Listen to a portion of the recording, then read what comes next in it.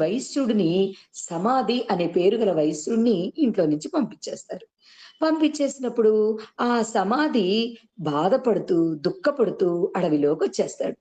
అక్కడ ఒక మహారాజు కనిపిస్తాడు. ఇద్దరు కూర్చొని మాట్లాడుకుంటూ ఉంటారు. ఆ మాటలే ఈ సమాధి యొక్క వాక్కు, ఆహ్, వా ఇంకా రాజు యొక్క ప్రశ్నలు, సమాధి యొక్క ప్రశ్నలు, మార్కండేయుడు చెప్పే ఆన్సర్‌లు. ఆ! ఇతను అతను చెప్తూ ఉన్నాడు. నేను ఎంతో దుఃఖంతో వచ్చాను. వచ్చానే గాని ఏదో పిచ్చి మొహాలు. ఆ డబ్బు మీద ప్రేమతోటి నన్ను వెళ్ళగొట్టారు. వాళ్ళ మీద కోపంతో నేనిక్కడికొచ్చేసాను. అమ్మ దగ్గరకొచ్చేసాను నేను తరిద్దామని. కానీ వాళ్ళు నేను లేకపోతే డబ్బుని కరెక్ట్‌గా వాడతారంటారా? నా భార్య పిచ్చి మొహంది. ఇది కాళ్ళు చేతులు బాగున్నాయి కాబట్టి దాన్ని వెళ్ళగొట్టలేదు గానీ, ఆ పని చేసుకోవటం గూడా తప్పిపోయినప్పుడు దాన్ని మాత్రం ఉంచుతారా? అది అర్థం చేసుకోలేక వాళ్ళ ఎప్పుడైనా ఒక భార్య అండి, భర్త పిల్లలు పుట్టేంత వరకు గూడా భర్త మీద అనంతమైన ప్రేమ చూపిస్తది. అసలు బ్రష్ అందివ్వటం దగ్గర నుంచి కాళ్ళొత్తేంత వరకు రాత్రి పడుకున్న హ్మ్, తర్వాత అంత ప్రేమగా చూస్తది. ప్రతి ఒక్క స్త్రీని అంతే. వీళ్ళట్లా అని కాదు. ఒక బిడ్డ పుట్టిన తర్వాత టైం కుదరదు. ఎందుకంటే బిడ్డని సాకాలి కదా! మరి తల్లే కదా సాకేది. కొంచెం బాధ్యత తగ్గుతది. అదే టైంలో బిడ్డ ఏడుస్తాడు. బ్రష్ ఇచ్చే టైంలో, అన్నం పెట్టే టైంలో, టిఫిన్ పెట్టే టైంలో, మాటలు చెప్పే టైంలో, నీళ్ళందిచ్చే టైంలో, నీళ్లు తోడే టైంలో, టవలందిచ్చే టైంలో, మళ్ళీ కంచం కడిగే టైంలో, మళ్ళీ రాత్రి మంచాలు వేసే టైంలో, ఎప్పుడో ఒకప్పుడు బిడ్డని సాకటం, ఆ బిడ్డ ఏడ్చినప్పుడు సగం పనిలో అక్కడ పడేసి, "ఏవండీ ఇది కొంచెం చూడరా" అని చెప్పేసి ఎళ్ళిపోవటం జరుగుతుంటది. అలా అలా కొంచెం కొంచెం బాధ్యతలు తగ్గిపోయి, బిడ్డల మీద ప్రేమ పెంచుకుంటూ ఉంటది. ఎంత ఎంత ప్రేమగా చూసుకున్న భర్త అయినప్పటికీ గూడా ఆహ్, మనం ఇక్కడికొచ్చాం. భర్త బిడ్డ నా రక్తం. భర్త తల్లిదండ్రుల రక్తమే కానీ, తల్లికి అతీతమైన ప్రేముంటది. భర్తకి అతీతమైన బాధ్యతుంటది.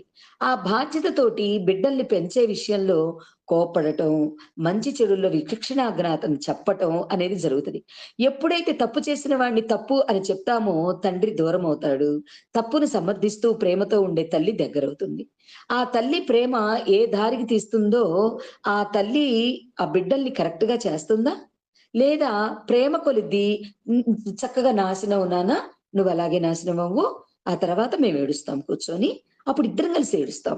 అనే తల్లులు ఉంటారు. ఇది తప్పు. నాన్న చెప్పేదే కరెక్ట్. నువ్విలాగుండాలి. నేను నీ మాటకెప్పుడు ఎదురు చెప్పను కదా! నువ్వంటే మాకెంతో ప్రేమ కదా! నువ్విలా చేశావనుకో ఆరోగ్యం పాడైపోతుంది.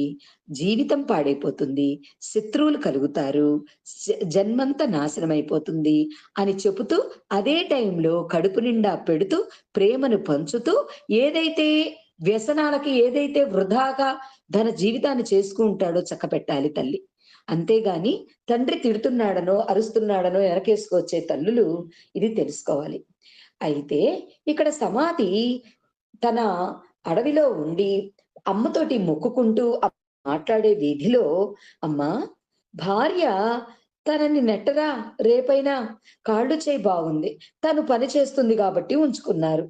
మరి తన వయసు ఉడికిపోయిన తర్వాత కూడా పిల్లలు ఉంచరు. ఆ విషయం దానికి తెలియక నా బిడ్డలు అంటుంది. నా మనవడు ఉన్నాడే బయటికి వెళ్ళేటప్పుడు తాత తాత అని అమ్మటి పడుతూ ఉంటే, నాన్న ఇదిగోరా చాక్లెటు అంటే నాకొక ముద్దు పెట్టేసి చాక్లెట్ తీసుకొని ఎళ్ళిపోతాడు. అది గుర్తుకొస్తుందమ్మా నాకు. ఇక్కడ ఉన్నానే గాని నా ప్రాణమంతా అక్కడే ఉంది. ఇది ఒక మదపుటేనుగు. ఈ శరీరము ఒక మదపుటేనుగు. దీనిని పెంచి, పెంచి, పెంచి, పోషించి మదమెక్కిందిలా తయారవుతుందే తప్ప, ఈ ఏనుగుకి మోక్షం తీసుకోవాలనేదే రావట్ల. ఉన్నప్పటికీ కూడా మదమెక్కిన బుద్ధితోటి సంసారములోనే కూరుకుపోతుంది. నేను అది చేస్తేనే అవుతుంది. ఇది చేస్తేనే అవుతుంది. నేను లేకపోతే అవ్వదు అని బంధాల్లోకి పడిపోయి, బాంధవ్యాల్లోకి పడిపోయి, నువ్వు ఏదైతే ఈ జన్మని తీసుకున్నావో, ఆ జన్మని తీసుకోవట్ల. ఇప్పుడు నేనెవరినన్నా అన్నానే అనుకోండి, "ఎందుకండి ఈ బాంధవ్యాలు? ఏ వాళ్ళు చేసుకోలేరా?" అంటే, పాపమండి చెయ్యాలి. ఈ పాపం ఎంత దూరం పోతుంది? నీ కాళ్ళు, చేతులు ఆడినన్నాళ్ళు, చేసినన్నాళ్ళు పాపమండి. మా అత్తగారు చేస్తున్నారు అనంటారు. నువ్వు చేస్తూ, చేస్తూ కొంచెం మనకి రోజు రోజుకి ఉడికిపోదా? ఉడికిపోతుంది. ఓపిక ఉండదు. అప్పుడు కొంచెం రెస్ట్ తీసుకోవాలి. ఇప్పుడు దాకా చేసావుగా, అంతలోనే ఓపిక తగ్గిపోయిందా నీకు? అని అనిపించుకునేంత వరకు చేస్తారు. అది ప్రేమ, బాంధవ్యం. నేనది వద్దంటాను. కానీ అది వాళ్ళకి నచ్చదు. అది ఏదైనా తలకొచ్చిన తర్వాతనే అర్థమవుతది. ఎవరమైనా ఏం చెయ్యాలో తెలుసా? అత్తయ్య గారు నాకు ఇది తప్పట్లేదు. ఇది కొంచెం చెయ్యరా? అన్నప్పుడు మనం చెయ్యాలి. ఇది నాది బాధ్యత. నేను చెయ్యకపోతే ఎట్లా? అన్న వాళ్ళ పరిస్థితి ఎట్లా ఉంటుందో తెలుసా? ఏం కూర్చొని తింటున్నావు గదా! అరుగుతోందా? ఇప్పటిదాకా చేసావు గదా! ఈ ఒక్కరోజు చేసి కూర్చో అని అనుకునే వాళ్ళు ఉంటారు. బాంధవ్యాలు వద్దు. బంధాలు వద్దు. పసిపిల్లలు పెరుగుతూ ఉంటారు. మన పసిపిల్లలప్పుడు మనం పని చేసుకుంటూ, ఇంటి పని చేసుకుంటూ ఎన్నో రకాలుగా కష్టపడ్డాం. ఇప్పుడేమున్నాయండి కష్టాలు? ఒకరు వండుకొని తినటమే గదా! అది కూడా చేసుకోలేరా? వాళ్ళు టైం ఫిక్స్ చేసుకుంటారు. పిల్లలు నిద్రపోయే టైంలో చేసుకున్నారు. వాళ్ళకి నేర్పటం. ఏ టైంలో ఏది చెయ్యాలి అనేది నేర్పటం మనం. అలా కాకుండా నేను బంధాల్లో పడిపోతాను, బాంధవ్యాల్లో పడిపోతాను. ఇంకా నాకు చాలా టైముంది. నా జన్మంతా నేను అమ్మకివ్వటానికి కుదరదు. నాకివి కావాల్సిందే అంటే ఆ! భగవంతుడు ఏది కావాలంటే అదే ఇస్తాడు. ఈ ఆఖరిలో ఈ క్లైమాక్స్‌లో చెప్తాడు భగవంతుడు. సమాధి అనే వైశ్యుడు ఎలాగా ఏం కోరుకుంటే అదే జరిగింది. ఏది కావాలనుకున్నాడు? బంధాలు, బాంధవ్యాలు అదే కావాలనుకున్నాడు. మోక్షం కోరల. రాజు ఉన్నాడు. రాజు గూడా అడవులకొచ్చేసాడు విరక్తితోటి. ఎందుకు? రాజ్యాన్ని పోగొట్టుకున్నాడు. ఈ రాజు కూడా తన బిడ్డలని, తల్లిని ఒక చోట ఉంచి, ఈ రాజ్యం కోల్పోయేసరికల్లా నేనెంతో పరిపాలించాను, ఎంతో చేశాను. అయినప్పటికీ గూడా నాకు లభించలేదు. నేను వద్దు, నాకీ రాజ్యాలు వద్దు, ఈ మోహాలు వద్దు, ఐహికాలు వద్దు, సుఖాలు వద్దు, నాకు అమ్మని చేరాలి అనే మోక్ష స్థితి కోసమనొచ్చాడు రాజు. అతనికి ఏది కావాలి? ఒకే మంత్రం, ఒకే గురువు, ఒకే శ్లోకం, ఒకే ప్రతిపదార్థం, ప్రతి ఒక్క శిష్యుడికి ఒకే పదం చెప్తాడు. కానీ దీంట్లో మోక్ష స్థితికి కావాలి అనుకున్న వాడికి మోక్షాన్నిచ్చింది. కాదు నాకు బంధాలే కావాలి, బాంధవ్యాలే కావాలి, నేనిది చెయ్యాల్సిందే, నేనిది ఉండాల్సిందే, నా కాలు చెయ్యి ఆడినన్న వాళ్ళు నేను చేస్తా అని చెప్పుకొని వాళ్ళకి వాళ్ళే భుజం తట్టుకొని శభాష్ అనుకుంటూ ఉంటారు. కానీ వాళ్ళ స్థితులు ఎట్లా ఉంటాయో గూడా ఇప్పుడు నేను చెప్పాను. ఇదే శ్రమ, ఇదే వాక్కు, ఇదే చాకిరీ, ఇదే సేవ భగవంతుడికి చెయ్యి. నీ భర్తకి, నీ బిడ్డలకి నువ్వు చేశావు కదా! మరింకెవరికి చెయ్యాలి? ఇంకా ఎవరిని కావాలనుకుంటున్నావు నువ్వు? ఇంకా బంధాన్ని పెంచుకొని ఎందుకు ముడులు వేసుకుంటున్నావు? ఆ ముడి బంధుప్రీతిగా మారిపోయి ఎన్ని జన్మలు కావాలి నీకు?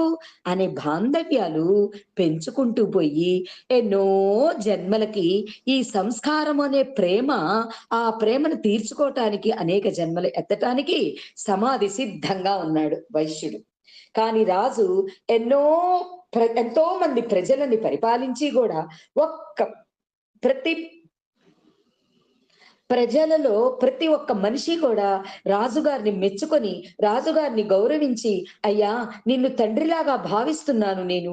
నువ్వు మాకు తండ్రివి" అనుకుని ఎంతోమంది నమస్కారాలు చేసి, నీ అమ్మ అయ్యా! నీలాంటి వాళ్ళు ఎంత కాలమైనా సరే రాజుగానే ఉండాలి అనుకోని, నీ నుంచి మేము ఇది పొందాం. నీ నుంచి ఇది పొందాము అనుకునే వాళ్ళందరికి కూడా రుణమే కదా!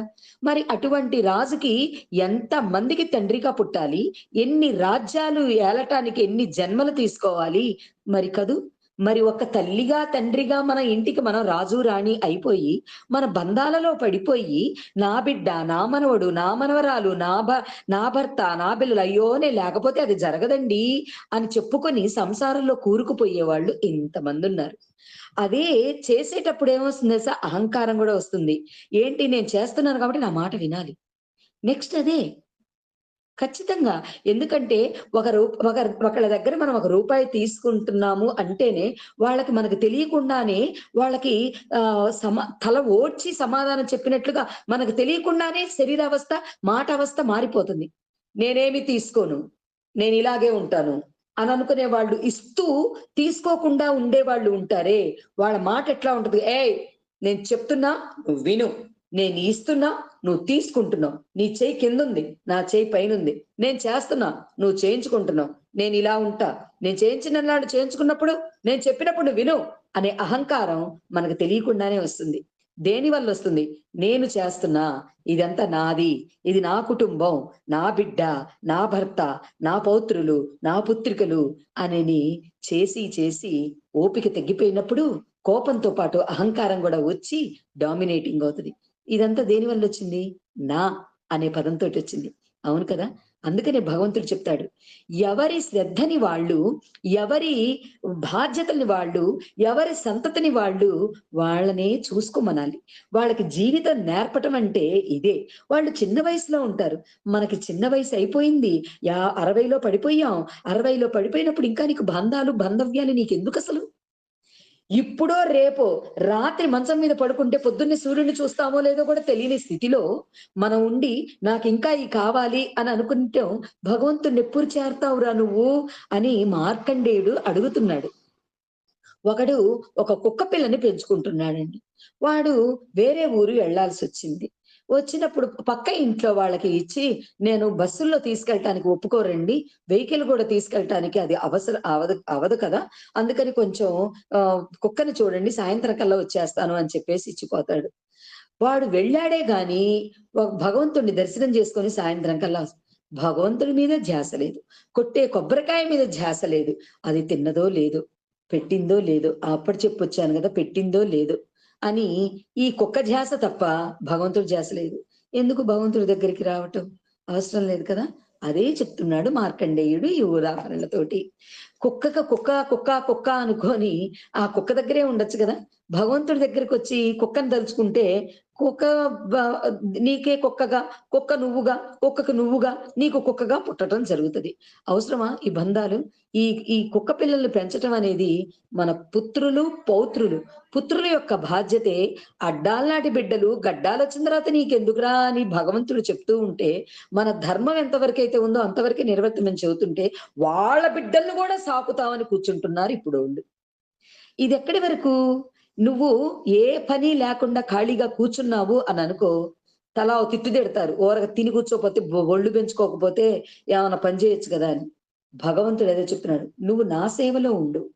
నన్నుపై తరించటానికి నువ్వు నా సేవలో ఉండు. నన్ను చరితార్థం చేసుకోటానికి, నీ జన్మ చరితార్థం జేసుకోటానికి, నా యొక్క పాదాలని చేరటానికి, నా సన్నిధి చేరటానికి, నన్ను పొందటానికి నువ్వు జీవితాన్ని వెచ్చించు. నీ జోలెవరొస్తారు చూడు. తెల్లవారుజామున లెగుస్తాం. ఎక్కడ ఖాళీగా కూర్చుంటున్నాం? సూర్యుడికి అర్ఘ్యం విడవటం అంటున్నాం.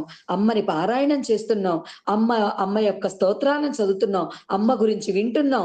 4 నాటికలు ఎంటర్‌టైన్‌మెంట్ కోసం ఏదో 1, 2 నవ్వుకోటానికి పెట్టుకుంటున్నాం. ఆ తర్వాత మళ్ళీ మధ్యాహ్నం అవుతుంది. మళ్ళీ నామం చెయ్యాలి. అక్షర లక్ష అని పెట్టుకున్నా నేను. ఆ గురువుగారి దగ్గర మంత్రోపదేశం తీసుకున్నా. మళ్ళీ కొన్ని వేలు చెయ్యాలి. మళ్ళీ పట్టేసుకున్నాం. మళ్ళీ కింద కూర్చున్నాం. లేతే ఓ పీటేసుకొని కూర్చున్నాం. లేతే కుర్చీలో కూర్చున్నాం. మళ్ళీ మాల తీసుకున్నాం. అమ్మని ప్రార్థిస్తున్నాం. అమ్మతో లీనమైపోయాం. నిన్నెవరు కదిలిస్తారు? ధ్యానం చేస్తున్నావు. అమ్మని తెలుసుకుంటున్నావు. నిన్నెవరు కదిలిస్తారు? మళ్ళీ అంత బ్రతకటానికి అంత అన్నం తింటున్నావు. ఎక్కువ తింటల్లా. ఎందుకంటే అమ్మతో విలీనమైపోయి ఉన్నా. కడుపు నిండిపోయింది. నాకు ఆకలి గూడా లేదు. కానీ శరీరం అడుగుతుంది. దీన్ని పోషించుకోవటానికి అన్ని విటమిన్స్ కావాలి. అంత ప్రోటీన్ కావాలి. కాబట్టి అంత తింటున్నా. ఈ జీవుడు ఉన్నంత కాలం ఈ శరీరం బ్రతికుండాలి గదా! అందుకని ఈ శరీరానికి కొంచెం మేత వేస్తున్నా. మళ్ళీ కొన్ని లక్షలు చేస్తాం. కొన్ని వేలు చేస్తాం. అంకె వేసుకుంటాం. తర్పణాలొదులుతాం. ఒక్కసేపు బయట కూర్చుంటాం. సమాజం గురించి